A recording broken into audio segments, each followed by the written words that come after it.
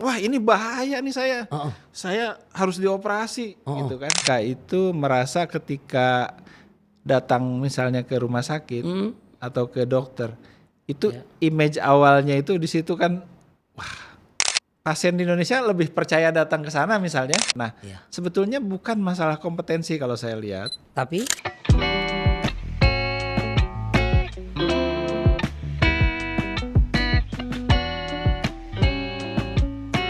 halo sahabat Spine, semuanya apa kabar ya? Assalamualaikum warahmatullahi wabarakatuh. Salam sejahtera buat semuanya. Wah, senang sekali saya Riko Ceper bisa hadir hari ini ya di yang namanya Spine Podcast. Tepuk tangan lu dong, boleh di sini. Asik. Pokoknya ini ya buat sahabat Spine di rumah ya, ini memang manfaatnya luar biasa. Kenapa? Saya suka banget acara seperti ini karena ini untuk kesehatan kita semua secara umum lah. Nanti di dalamnya kita akan bisa membedah lebih lanjut soal ini, soal itu, soal ini, soal itu, banyak sekali. Pokoknya manfaatnya untuk kesehatan kita ya. Karena ini banyak yang dalam pembahasan kita nantinya ke depannya kejadian hal-hal yang memang sangat lekat sekali dengan kehidupan sehari-hari kita dan kadang-kadang nih ya buat sahabat Spine, masyarakat segala macam tunggu udah taunya parah gitu ya. Maaf nih, saya R-nya parah nih gitu. R-nya susah cadel gue ya. Pas udah parah baru deh ke dokter. Padahal banyak tindakan-tindakan preventif atau check up atau mesti ke dokter mana itu bisa dilakukan. Dan intinya di Indonesia udah cihuy lah pokoknya. Udah oke semuanya ya. Oke, Riko Ceper nggak sendiri untuk ngebahas ini ya. Temanya apa? Kali ini bahasannya apa? Karena kan banyak nih ya untuk di Spine Podcast ya pokoknya. Dan sebelumnya saya akan perkenalkan dulu Riko Ceper nggak sendiri, di sebelah saya sudah ada yang jelas seorang ahlinya, expert di bidangnya. Jadi kalau dia, gelarnya banyak ya, pegang organisasi banyak, jadi memang mumpuni. Kalau Riko Ceper ngomongin sepak bola ya udah. Tapi kalau ngomongin yang kayak begini-begini, nah mesti ada ahlinya. Ada, ini deh kita kenalin, ada dokter spesialis bedah saraf kita, yaitu dokter Wawan Mulyawan. Ya. Sehat dok? Alhamdulillah. Bugar Gimana banget ya. Mas Riko juga sehat ya? Sehat. Alhamdulillah. Ini aktivitasnya masih suka olahraga? Ya kita udah di atas 60 ini olahraganya Biasanya apa? jogging. Jogging juga capek loh dok. Ya. Teman saya jogging dari rumahnya misalnya di Bintaro. Sehari santai dok, jalan-jalan jogging. Udah sampai Gadok Ciawi dok. Wah, lupa ya. Jauh banget ya. Nah sedikit gambaran soal siapa Pak Dokter Wawan ini saya memanggilnya. Beliau ini merupakan purnawirawan perwira tinggi ya, perwira tinggi Pati TNI, spesialis bedah saraf, juga subspesialis neuro tulang belakang ya. Dokter juga dalam bidang ilmu biomedik, spesialis kedokteran penerbangan, ahli asuransi kesehatan, banyak banget deh ya. Kalau kita lihat penjabarannya juga. Nah, beliau ini sekarang ini anggota panel ahli dari tim dokter kepresidenan Republik Indonesia. Tuh, nggak main-main nih untuk bidang bedah saraf dan kedokteran penerbangan. Tapi dokter nggak bisa terbang ya dok ya? Ya. Nggak bisa terbang. Nggak bisa terbang. Nggak bisa terbang, betul. Jadi banyak sekali kegiatan Pak Dokter ini. Tadi sedikit saya kenalin. Ada lagi nih. Beliau ini juga Ketua Prodi Program Pendidikan Dokter Spesialis Ilmu Kedokteran Penerbangan FKUI. Wah, itu ketua juga tuh. Dan sampai sekarang ya juga Ketua Alumni Fakultas Kedokteran FKUI. Jadi alumni kedokteran UI. Nah ini ketuanya nih. Yang sama saya nih. Waduh. Dan sampai sekarang juga merupakan Ketua Perdokjasi. Ini merupakan perhimpunan dokter pembiayaan ya jaminan sosial dan perasuransian Indonesia.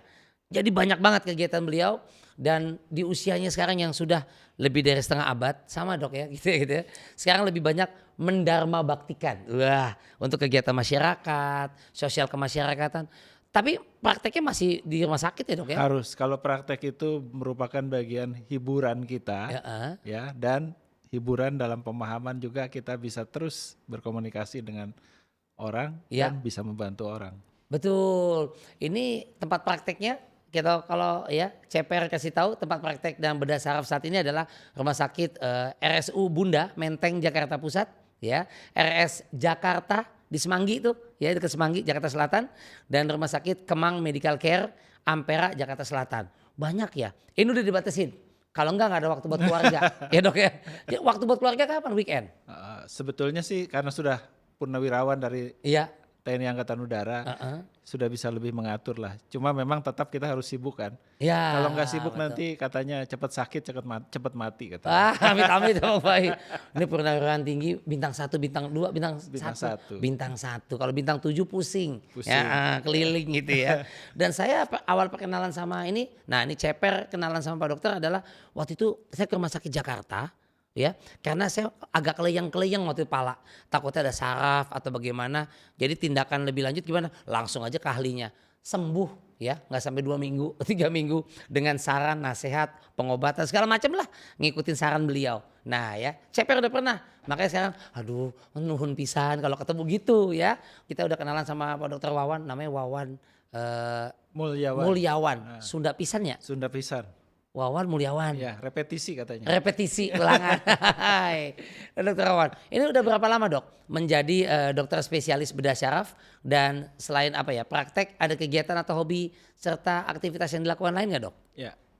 Ya sebetulnya kalau di bidang bedah syaraf ini kurang lebih hampir 3 dekade lah ya. Lama ya? Ya, kalau dihitung dari sejak dulu pertama-tama itu bahkan pertama kali itu deg-degan kita ya. Disuruh sama senior ngebor otak kan ya. Iya. Suruh ngebor otak nih, keringat dingin ya, gimana. Nah, alhamdulillah makin hari kita sudah hampir 3 dekade sekarang. Ngebor otak pikiran kita masyarakat awam, ada tempurung otak dibolongin, dibor. Di sini banyak sekali serat, kalau Allah ngasih.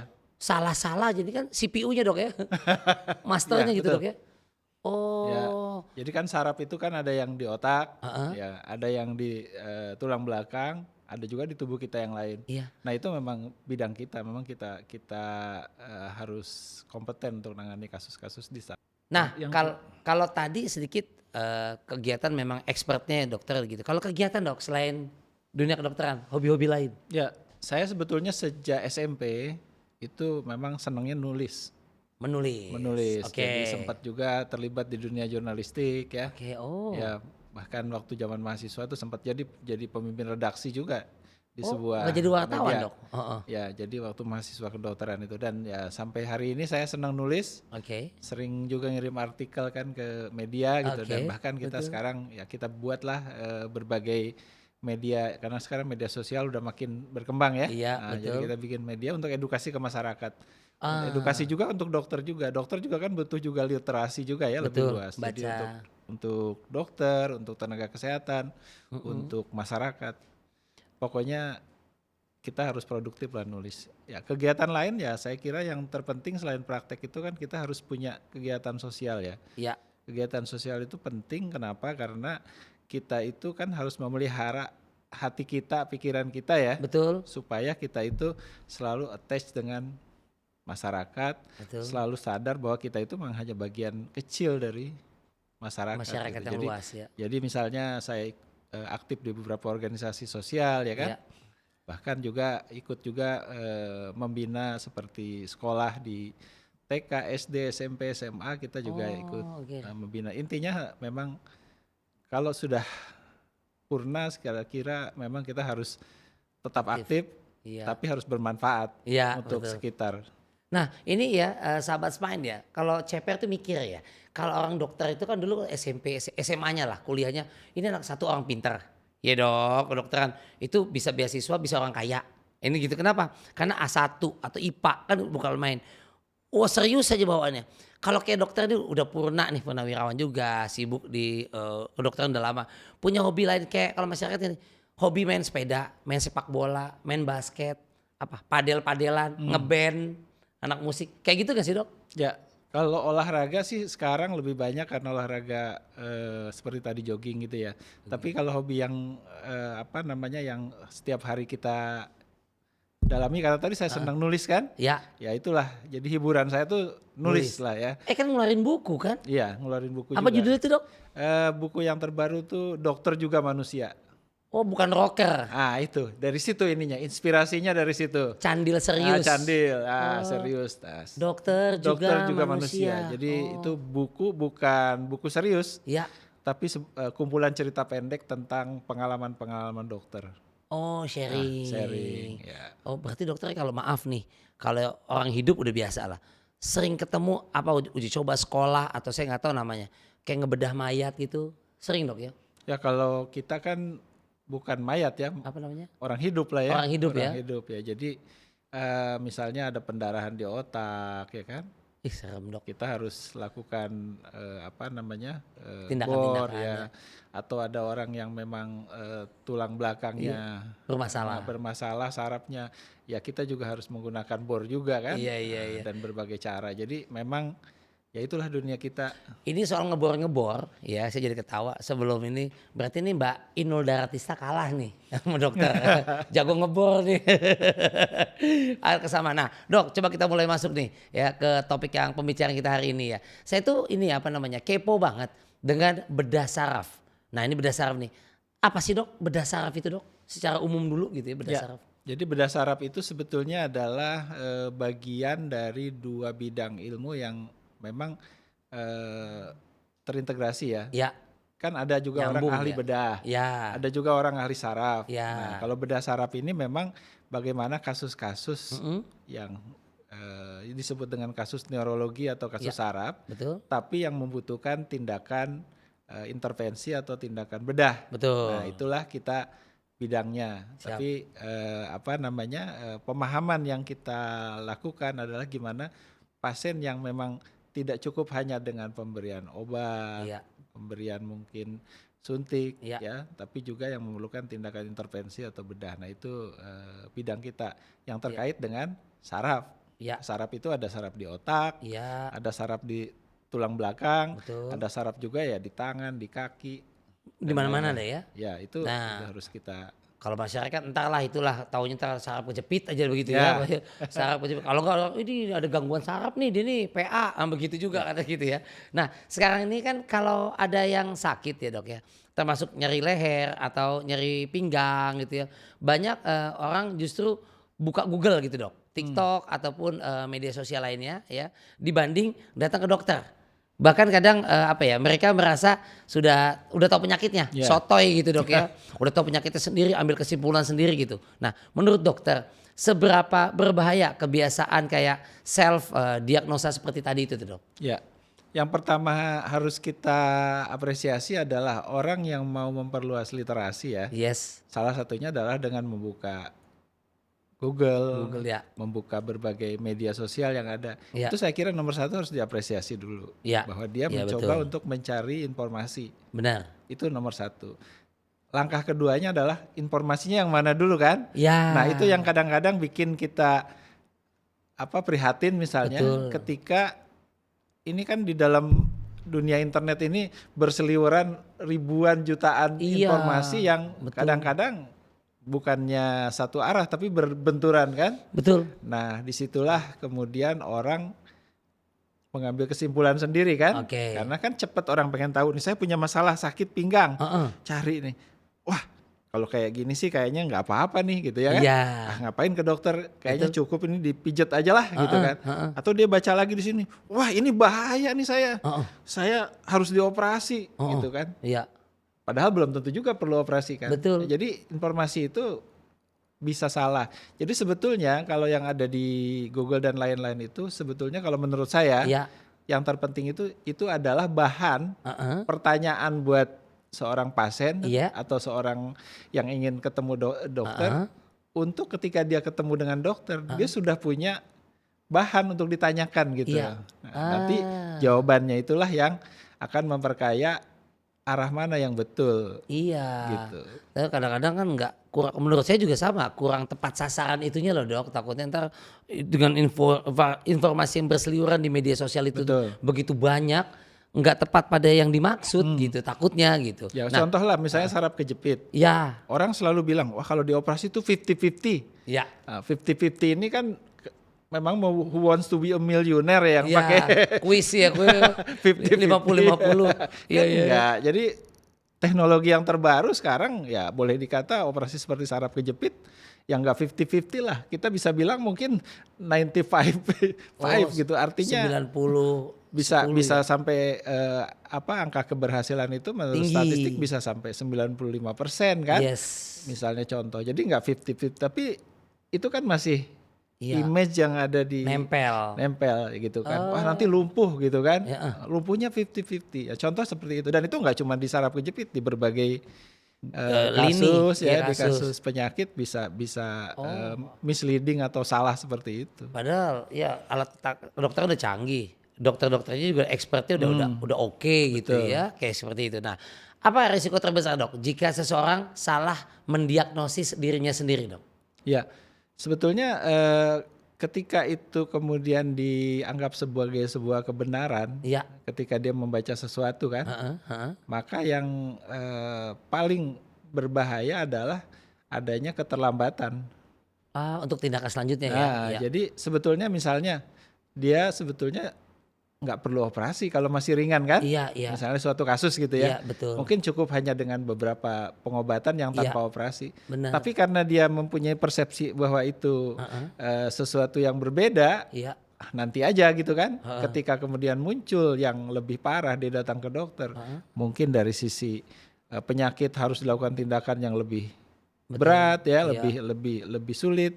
Dari segi biaya mungkin juga menjadi jauh lebih mahal ya kan. Betul. Dan juga mungkin buat kesembuhan juga belum tentu bisa jadi sembuh nantinya kan, karena sudah telat gitu. Untuk recovery segala macamnya ya. Betul. Nah, pernah nggak, Dok, di menangani pasien yang datang terlambat karena terlalu lama percaya informasi yang di internet? Ngalamin, Dok. Jadi datangnya udah dapat sisaan doang nih, Dok. Pernah nggak ketemu pasien gitu karena dia apa salah mengikuti internet yang keliru apa gimana? Pernah nggak, Dokter, ngalamin gitu juga? Ya, saya kira kalau saya kan kebetulan bidangnya banyak di bidang saraf tulang belakang. Yes. Yang kasusnya kalau menurut orang awam istilahnya saraf kejepit gitu ya. Iya, betul. Dan ya mayoritas pasien yang datang itu biasanya sudah window shopping kan. Sudah kemana-mana kan. Udah kemana-mana. Katanya sudah pergi ke orang pinter ya kan. Walaupun akhirnya mungkin terpaksa kita yang bodoh ini ya yang sisaannya baru ke gue lu gitu ya. Nah, jadi ketika datang ya sudah macam-macam gitu. Cuma sekarang alhamdulillah sebenarnya makanya saya juga melihat bahwa adanya Google dan lain-lain itu ada manfaatnya juga. Membuat orang kan nyari nih siapa orang yang misalnya ahli di bidang ini. Siap. Klik nggak nyampe 1 menit dia udah dapet tahu, dokter ini, profesor ini kan.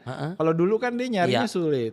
Nah, sehingga dia dengan literasi yang ada itu lebih cepat datang ke dokter gitu. Jadi sekarang mungkin dibandingkan 10 atau 15 tahun yang lalu ketika media sosial belum semasif sekarang, itu kesadaran orang untuk datang ke dokter lebih tinggi sih, Mas Riko. Iya sama ya, sekarang zaman juga kita teknologi digital ya.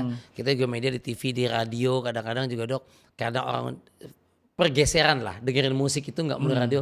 Jadi ada yang berkurang, ada yang tutup. Ya kan kayak gitu-gitu ya. Zaman lah namanya juga ya, tapi mesti tepat guna juga ya. Saya juga sering dengar nih, Dok, ya. Jangan ke dokter orang suka ada bilang gitu, gosip nih. Jangan ke dokter dulu, jangan. Nanti malah disuruh operasi loh. Jadi seolah-olah tuh operasi itu selalu jadi bahan pilihan pertama. Benar gak sih, Dok, anggapan seperti ini?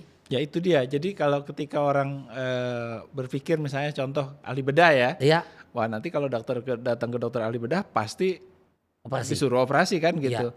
Padahal sebetulnya sekarang dengan berbagai terapi yang terbaru, kemajuan teknologi, bahkan kalaupun misalnya butuh operasi, itu ada yang namanya minimal invasif kan. Jadi invasif minimal sehingga tindakan misalnya itu belum tentu menggunakan pisau juga kan.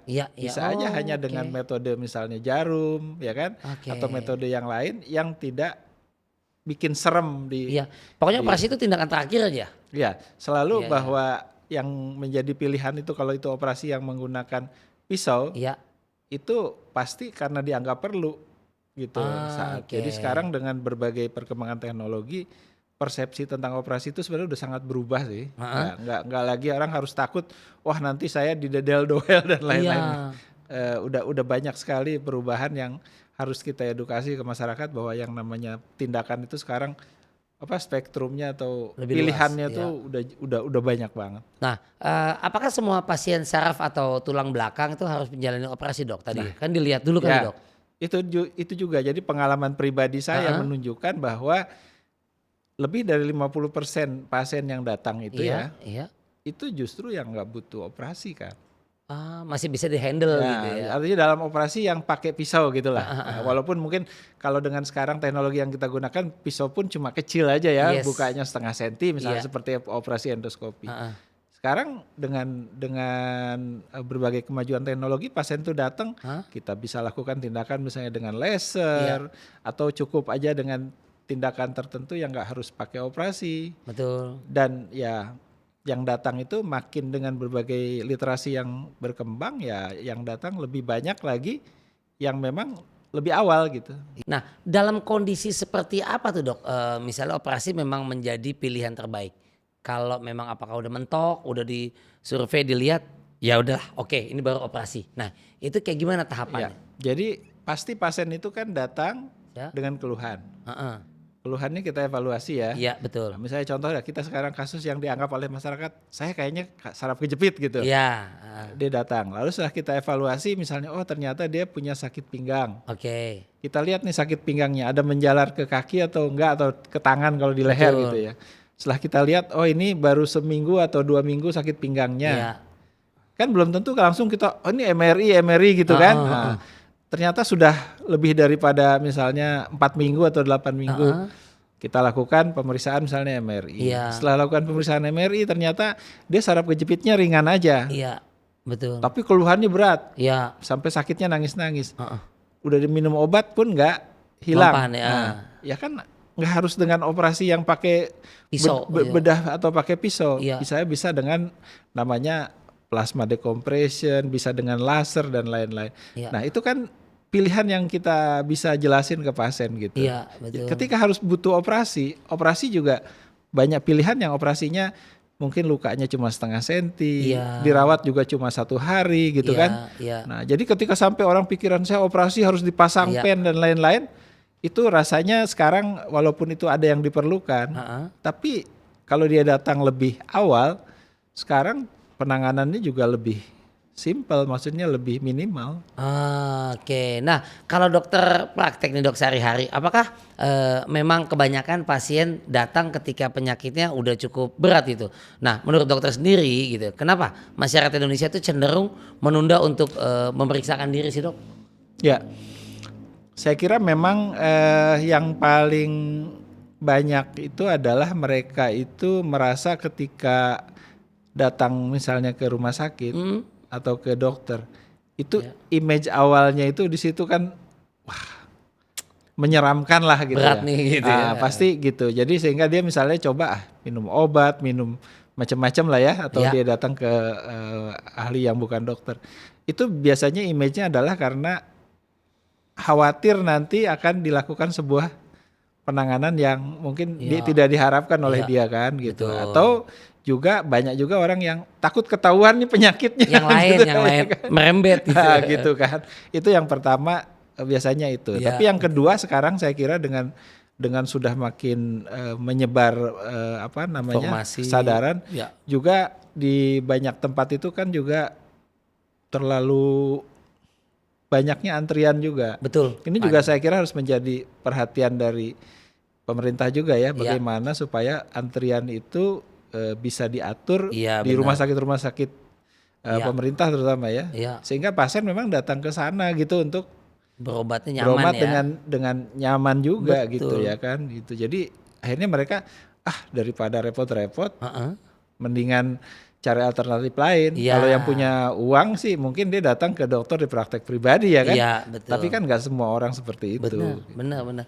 Apa dampaknya ketika pasien itu dok telat datang? Karena waktu kemarin berasa nggak dihiraukan tuh. Tiba-tiba pas sudah stadiumnya mungkin udah naik baru datang. Nah, apa dampak kalau pasien itu datang terlambat terhadap penyakitnya tersebut? Yang jelas kan tingkat kesembuhan pada banyak kasus menjadi lebih sulit ya. Yang kedua lagi, keterlambatan itu kadang-kadang membuat juga penanganan itu membutuhkan pembiayaan yang jauh lebih mahal. Padahal dengan sistem, kecuali orang yang datang ke praktek pribadi ya bisa langsung kepada ahli setinggi apapun ya. Betul. Tapi pada sistem di mana dia pakai jaminan sosial dan lain-lain bertahap. Kalau penyakitnya sudah cukup berat, kan penanganannya juga jadi lebih lama lagi. Pastinya. Kan dia harus dikirim lagi dari dokter umum ke dokter spesialis. Mungkin kata dokter spesialisnya ini harus dikirim ke dokter subspesialis lagi. Itu kan makin panjang. Betul. Itu tahapannya ya. Lebih lama. Jadi belum tentu akan sembuh yang maksimal. Pembiayaan juga mungkin tambah mahal. Dan waktu juga bisa jadi tambah lama lagi. Betul. Saya takutnya misalnya saya sakit, saya nggak menghiraukan dulu udah berasa. Saya datangnya belakangan dioper dokter ini, ke dokter itu. Terakhir saya dibuang ke dokter hewan, Dok. Ya saya mendingan pulang. saya jenisnya Chihuahua begitu ya. Nah, nih Dok, apa ada kondisi yang sebenarnya bisa ditangani lebih mudah kalau datang lebih cepat, Dok? Ya, pastinya Dok ya. Pastinya. Deteksi awalnya tadi ya. Jadi kan sebenarnya di kita ini di Indonesia ini kelemahannya adalah penanganan itu selalu berpikir tentang pengobatan atau istilah bahasa medisnya kuratif ya. Iya betul. Padahal kan nomor satu yang paling penting kan preventif dan promotif pencegahan. Betul. Nah jadi sebenarnya aspek ini yang memang harus diedukasi ke masyarakat. Jadi kalau kita seperti hari ini podcast kan tujuannya sebetulnya ke situ, ke arah pencegahan. Betul. Nah, jadi Mas Riko ini membantu pemerintah sebenarnya dengan mengadakan podcast ini. Pemerintah support lah, ini kesehatan berarti apa? Depkes. Alhamdulillah ya untuk membuka masyarakat bahwa ayo sakit apapun jangan terlambat, jangan dianggap sepele gitu. Dan rubah mindset yang mungkin kurang baik dulu bahwa kalau ke dokter langsung operasi, entar dulu. Tadi dokter udah jelaskan kan bahwa ini sih nggak perlu operasi, tindakan kayak gini, jadi jangan suuzon, jangan negative thinking ya. Alatnya udah canggih, dokter-dokternya udah mumpuni. Nah ini yang paling sering nih Dok, jadi perbincangan banyak orang Indonesia nih ya, memilih berobat ke negara tetangga seperti Singapura, Malaysia atau negara lain deh Dok. Nah menurut dokter apa sebenarnya menjadi alasan mereka mengambil keputusan seperti itu gitu? Maksudnya kan di kita tuh udah komplit, udah dokternya oke, alatnya oke gitu segala macam. Kalau menurut dokter gimana? Saya kan punya pengalaman pendidikan kedokteran lanjutan di berbagai negara lah ya. Betul. Di Australia, di Belanda, di Jepang, di Korea gitu ya. Dan kita kan juga berkali-kali ketemu dengan teman-teman dari negara tetangga juga, juga sebagai sesama murid di sana kan. Iya betul. Nah, ketika kemudian kita pulang ke Indonesia, dia juga pulang ke negaranya, ke Malaysia, ke Singapura, ya kan. Tapi pasien di Indonesia lebih percaya datang ke sana misalnya. Iya, kenapa sebenarnya sih, kan level sama. Bahkan sama-sama pendidikan yang sama. Nah, sebetulnya bukan masalah kompetensi kalau saya lihat, tapi masalah persepsi. Persepsi. Nah, jadi persepsi di luar itu lebih hebat, lebih cepat, lebih hebat, lebih canggih. Tapi yang paling penting yang harus sama-sama jadi introspeksi kita semua juga, lebih dipercaya sebetulnya. Trust, ya. Jadi sebetulnya ilmunya mungkin sama. Betul. Tapi ketika datang ke kita, ya kan, ketemu dengan petugas administrasi yang cemberut.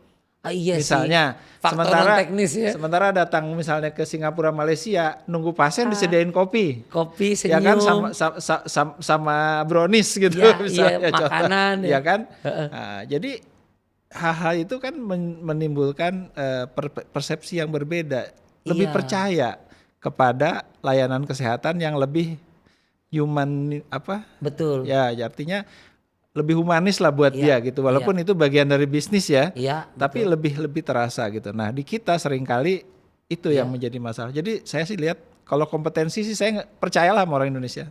Nah kalau ngomong soal kualitas dokter Indonesia sendiri, sebenarnya udah sebenarnya udah setara belum sih Dok? Ya kemampuan di dalam sendiri atau mampu bersaing dengan negara-negara tetangga tadi gitu? Sebenarnya nggak ada masalah kalau soal kompetensi sih. Kompetensinya. Karena banyak juga dokter-dokter kita yang kemudian dia berkarir akhirnya di luar negeri. Betul. Dan menjadi orang-orang yang mumpuni. Misalnya contoh seperti belum lama ini ada lulusan dari Indonesia yang menjadi profesor di Kanada dan dia menjadi one of the best se-Kanada untuk keahliannya itu. bahkan nomor 1 untuk keahliannya itu. Contohnya seperti itu, dan itu nggak cuma di sana, di berbagai negara lain juga banyak yang seperti itu. Dan ada juga dokter kita yang berpraktek di Indonesia, yang juga seringkali diajak atau diminta untuk memberikan pelajaran, materi kuliah umum atau misalnya kalau dokter bedah menunjukkan demonstrasi sebuah teknik bedah yang canggih di luar gitu. Itu ada, dan jadi saya kalau soal kompetensi dokter sih nggak khawatir saya dengan orang kompetensi Tuh berarti ini nih buat teman-teman nih sahabat Spine semua ya, bahwa PR buat kita juga kalau Dokter Wawan bilang tadi ya, introspeksi kita bahwa ini dokter kompetensi udah oke nih, integritasnya mantep lah pokoknya ya. Tapi kadang-kadang dari depan juga penerimaan, orang sakit datang tapi ada faktor lain lah. Termasuk dokternya juga. Dokternya juga. Misalnya gini contoh ya, ada ini pengalaman ya. Itu buat saya jangan sampai kejadian lah kayak gitu. Ini ada pasien di depan kita. Dokter lagi komunikasi sama pasien, lagi periksa. Ya kan? Lalu dia dengan tanpa rasa bersalah, karena memang nggak salah juga, dia nanya sama perawatnya di sebelah. Sus, pasien yang selanjutnya udah ada datanya belum? Pasien yang di depan apa yang akan dipikirin? Saya kayaknya diusir ya. Kok cepet amat sih? Gua aja belum kelar. Udah nanyain pasien selanjutnya. Buru-buru banget ke restoran situ. Wah lo. Ada rasa nggak dihargai dok. Nggak dihargai kan. Benar. Nah, hal-hal yang kayak gitu itu kadang-kadang kita nggak sadar. Dan yang kayak gitu harus kita edukasi. Wah Pak Dokter. Gitu. Berarti semua dokter juga mestinya ya pendalaman jiwa apa? Psikis, humanisnya apa namanya? Psikologi mesti tahu. Artinya memang ada hal-hal yang kadang-kadang kita nggak sadar bahwa itu sebetulnya ya bukan kesalahan ya, karena dia juga bukan bermaksud untuk mengusir ya. Tapi hal-hal yang seperti itu memang harus diedukasi, harus diberitahu kan. Iya. Atau mungkin dari gerakannya aja, dari body language-nya kelihatan dokter itu pengen cepet-cepet kan. Iya. Bisa juga kan. Iya betul. Atau perawatnya misalnya bilang, dok pasien masih 10 loh. Kadang-kadang ada perawat yang ngomong gitu kan. Udah tahu ya. Ternyata ini omongan masyarakat kok tahu ya. Nah kayak gitu. Nah itu yang kita juga, makanya podcast ini bermanfaat banget juga. Dok kasih tahu dok teman-teman junior dokter nih dok. Bener banget ini omongin. Walaupun itu bukan mayoritas. Iya itu oknum. Bukan mayoritas. Ada yang seperti itu. Jadi memang kewajiban kita bersama lah. Terima kasih Mas Riko, kita harus. Jangan jauh-jauh dok. Istri saya dulu ini bedanya bidang yang beda. Saya datang terlambat karena supir nggak masuk. Saya bawa mobil lagi parkir, naik cek kandungan. Dulu ya ini objin ya, ada oknum lah gitu tuh. Itu pasti agak mukanya itu nggak enak. Mungkin punya masalah rumah tangga kali ya sebelum itu. Pokoknya punya masalah, judes aja istri saya udah. Akhirnya saya pindah rumah sakit dok. Itu perdana rekomendasi teman.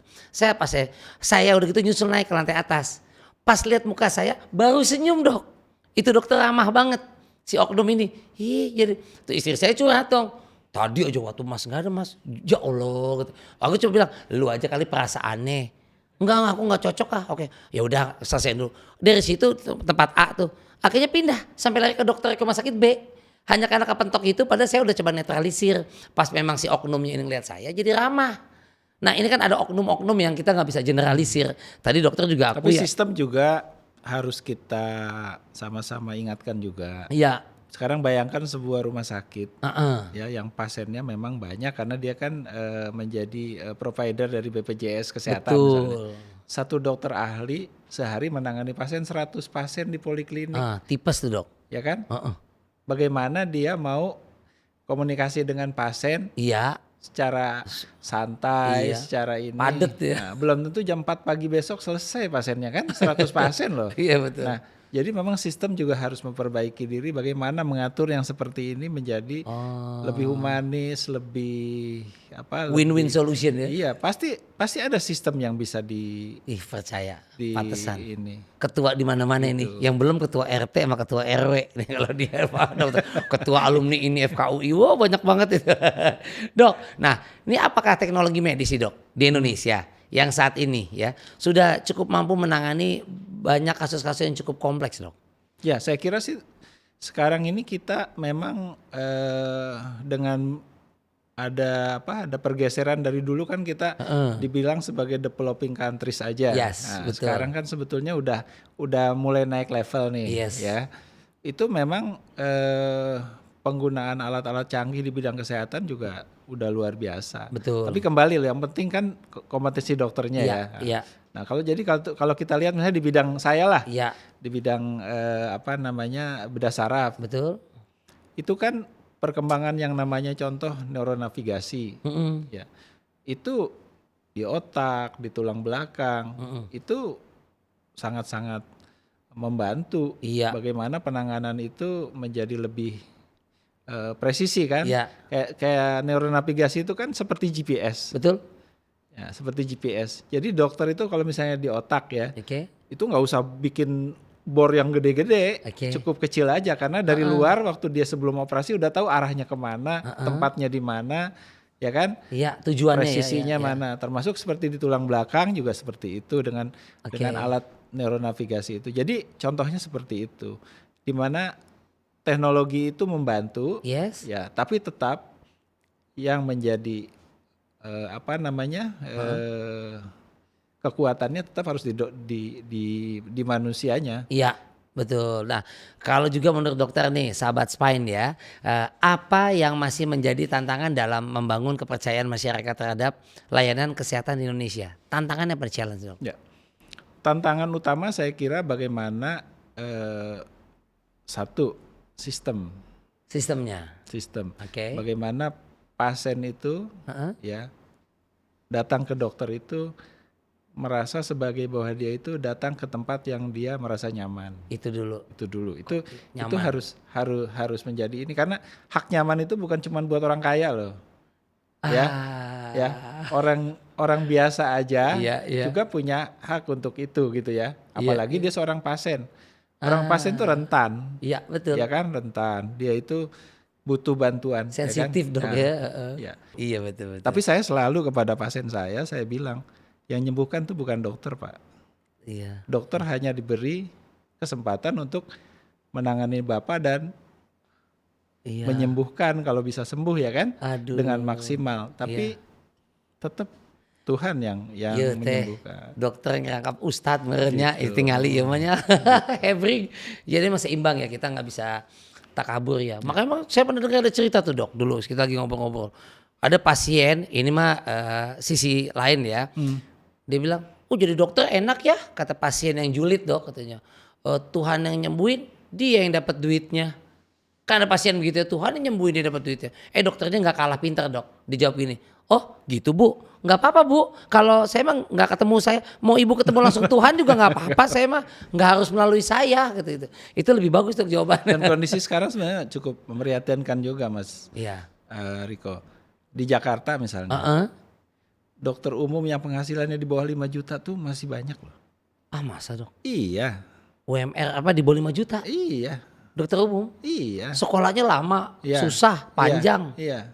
Jadi memang kita edukasi ini juga salah satunya juga kita mengingatkan kepada masyarakat dan pemerintah juga bahwa dokter itu memang juga selain dibutuhkan juga harus dihargai kan gitu. Iya benar-benar. Kayak gitu. Jadi memang tugas kita bersamalah untuk supaya sama-sama kesejahteraannya. Kesejahteraan itu dalam pemahaman bahwa dokter itu ingin menangani pasien, tapi dia juga jangan dalam keadaan yang dia sendiri punya kelemahan kan. Iya, betul. Ada orang datang ke dia dalam kondisi rentan. Oke. Lah dokternya sendiri rentan. Nah, otaknya ada di mana-mana, pikirannya kan. Iya. Anak istri saya kira-kira sakit. cukup nggak nih Di rumah. makannya bulan ini, bisa kayak gitu. Lah itu mah hampir semua kali ya, Dok ya. Guru. Iya. Ya, tapi ada orang yang sedang datang ke dia dalam keadaan rentan. Kitanya juga nggak bener. Nah, kitanya juga lagi rentan. Bahaya dong. Gimana dong itu ya? Ya kan, bahaya. Iya. Jadi seperti itu. Ya, Dok, sampai kita lanjut. Tapi kalau ngomong-ngomong supaya lebih semangat, silakan diminum dulu, Dok. Ya. Nggak ada ya. Ini boleh loh, pengiklan mau masuk ini meledak ini nih ya. Masa dokter minum dari pot tanaman? Dok, gimana kalau ngomongin teknologi nih, Dok ya? Ini gimana teknologi membantu meningkatkan keamanan dan keberhasilan tindakan, Dok, sejauh ini? Ya. Jadi kedokteran itu apalagi seperti bidang bedah saraf, Betul. itu relate banget dengan teknologi. Artinya dulu untuk melakukan operasi misalnya di otak, itu nggak kebayang gimana caranya untuk melakukan itu. Dokter sendiri kesulitan mencari lokasi di mana di penyakitnya di otak. Titik-titiknya. Ketika kemudian muncul teknologi ronsen waktu itu mulai ada sedikit secercah harapan. Ketika setelah itu tahun 70-an muncul namanya teknologi CT scan. Betul. Itu udah mulai bisa yang namanya pendarahan di otak atau tumor di otak itu kelihatan gambarnya. Detail tuh. Di dalamnya mulai ya. Tapi belum bisa sampai sedemikian detailnya. Kemudian belakangan tahun 80-an muncul namanya MRI ya. Itu makin bisa memetakan lebih luas lagi gambaran dari otak. Betul. Ya, bahkan sekarang kalau di dalam riset sudah sampai di MRI itu sudah sampai di 11 Tesla kalau nggak salah. 11 Tesla, walaupun yang sehari-hari kita biasa gunakan masih 1,5 Tesla sekarang. Nah, itu udah bisa memetakan otak menjadi sangat-sangat jelas. Bahkan mungkin hampir mirip dengan kalau otak itu kita lihat dengan mata kepala langsung gitu. Nah, itu yang namanya teknologi diagnostik. Jadi kita bisa tahu penyakit itu menjadi sangat-sangat jelas dan detail dengan teknologi kedokteran yang terbaru. Kita udah ada dok itu kan kita udah ada sekarang dan itu udah sangat canggih.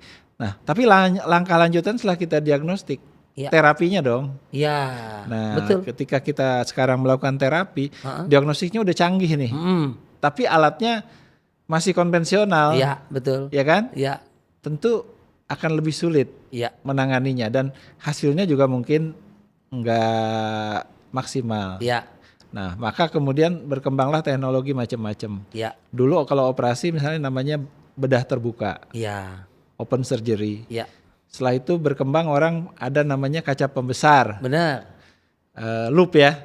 Nah, sehingga bisa ngelihat jadi lebih besar, ya kan. Setelah itu ada mikroskop kan, ditemukan mikroskop untuk operasi. Maka operasi pakai mikroskop. Maka menjadi lebih detail lagi, gampang, ya kan. Kemudian setelah itu dengan ditemukannya teknologi neuronavigasi tadi mikroskop dibantu lagi menjadi lebih presisi lagi, ya kan. Ada teknologi lagi namanya endoskopi.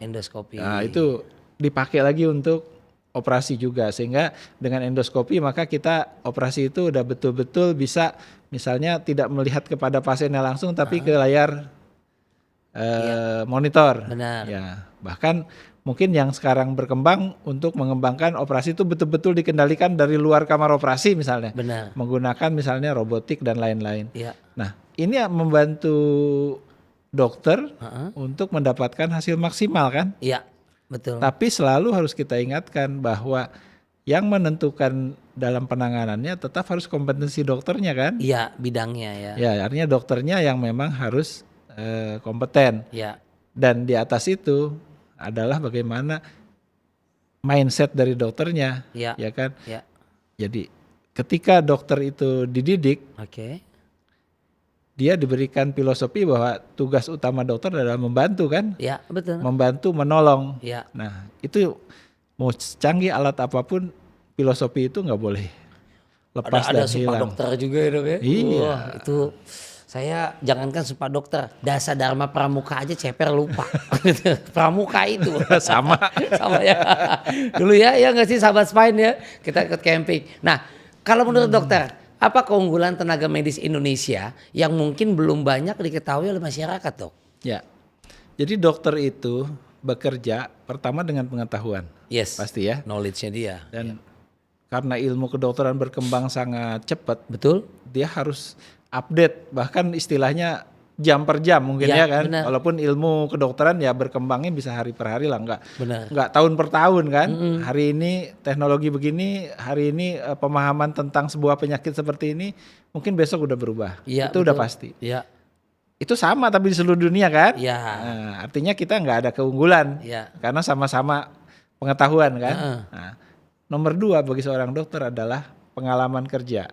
Jam terbang. Menanganin pasien, jam terbang. Jam terbangnya. Dokter Indonesia, pasiennya dengan jumlah penduduk yang sedemikian banyak. Bener.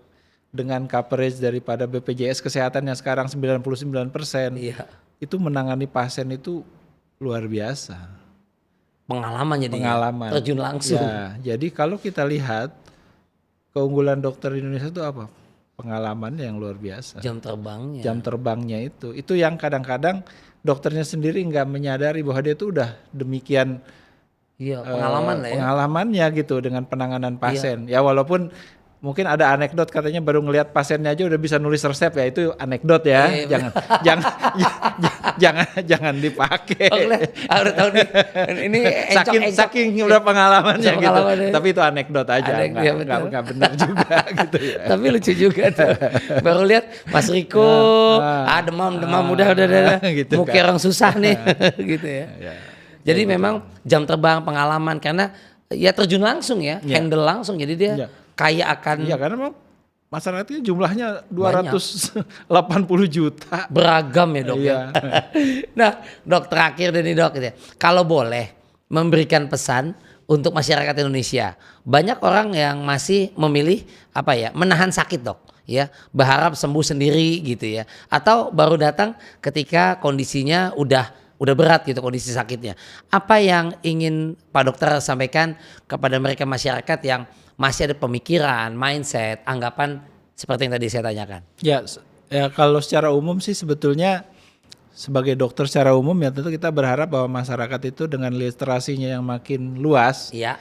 Karena semua orang pakai HP-nya sekarang udah HP smartphone kan? Iya. Nah, jadi setiap ada keluhan bisa di datanya bisa di googling gitu jam juga jangan lupa dok, jam juga. Nah itu saya harapkan bahwa penggunaan daripada gadget gawai itu dimanfaatkan dengan baik. Itu saya rasa tujuannya apa? Untuk mengetahui sedini mungkin deteksi keluhan yang dirasa. Betul. Kalau yang secara khusus karena kebetulan saya bidangnya adalah penanganan saraf tulang belakang ya. Betul. Dan umumnya orang mengatakan sebagai keluhan saraf kejepit. Benar. Gitu. Maka ada yang namanya red flag. Ada yang namanya itu alarm lah, bahwa ini perlu ke dokter segera, atau bisa ditunda lah gitu ya. Nah, kalau misalnya seperti contoh sakit pinggang, maka kalau sakit pinggang aja baru seminggu 2 minggu misalnya, ya saya mau istirahat aja, belum ke dokter, it's okay. Mungkin mau minum obat nyeri yang ada di warung ya kan, yang dijual, yang resmi ya, it's okay. Tapi kalau misalnya nyeri itu sudah lebih daripada 4 minggu, lebih dari 8 minggu, ya harus berpikir kok nyeri pinggangnya nggak hilang-hilang gitu. Nah, atau misalnya nyeri pinggang tapi ada juga nyeri ke arah kaki misalnya kan. Itu namanya nyeri menjalar atau bahasa medisnya radicular pain. Nah itu yang nggak usah nunggu untuk tidak datang ke dokter. Karena dokter juga belum tentu akan ngoperasi kok.